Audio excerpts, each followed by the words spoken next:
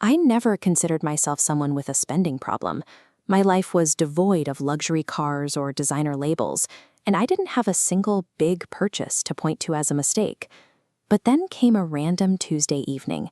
I opened my banking app and felt this sudden, stomach-dropping panic at the number on the screen.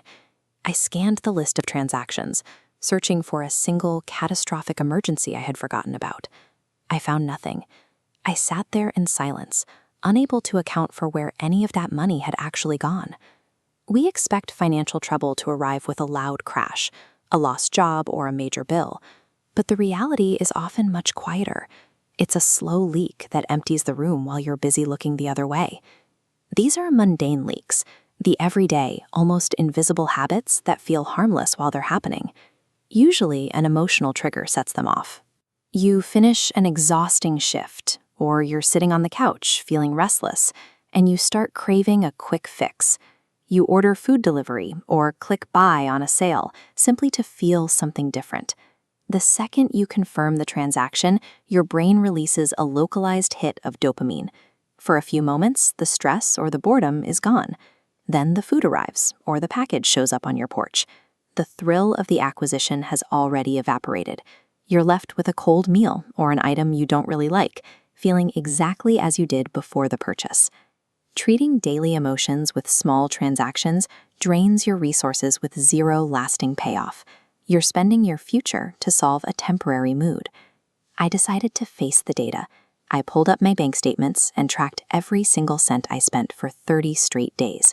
I looked for one large, blamable purchase to explain the deficit. It didn't exist. What I found were $5 coffees, $15 subscription fees, and $12 lunches. These were hundreds of tiny, thoughtless transactions stacking into a towering column of lost capital. Seeing it all on paper changed my perspective.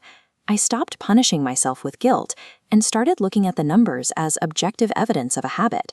When you have absolute visibility into your own data, you can't hide behind the idea of a harmless purchase. The reality of the cost becomes unavoidable. I avoided the urge to declare a total spending freeze.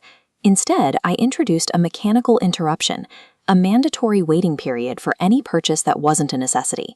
I forced myself to wait 24 hours before clicking buy.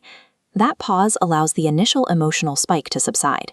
Usually, by the time the clock runs out, the impulse fades and you realize you never wanted the item in the first place. My old mindset relied on one question: can I afford this? If the money was in the account, the answer was yes. But that logic is a trap because it doesn't account for value. I replaced it with a filter. Do I actually need this? This forces you to justify the purchase to yourself, which acts as a barrier against emotional spending. Breaking the cycle doesn't require extreme willpower. It just requires a mechanical delay that breaks the emotional reflex. I found a balance that doesn't involve absolute deprivation. There's a persistent myth that financial health requires you to cut out every single thing that brings you joy. Extreme restriction is a psychological danger. When you never allow yourself a treat, you eventually hit a point of exhaustion and end up binge spending to compensate for the misery. Now I use a system of purposeful treats. These are small, deliberate purchases I plan for in advance. Because they are intentional, they don't feel like a loss of control. Integrating these planned indulgences into my life actually protects my savings. It fills the emotional void that used to cause my relapses. There is a qualitative difference in how it feels to spend money with intention. When you plan a purchase, you're actually present to enjoy it, rather than just using it to numb a bad mood. The real payoff isn't just a higher bank balance. It's the sense of peace that comes from knowing exactly where your resources are going. If you feel like your money is disappearing, start with observation. Don't try to change your life overnight.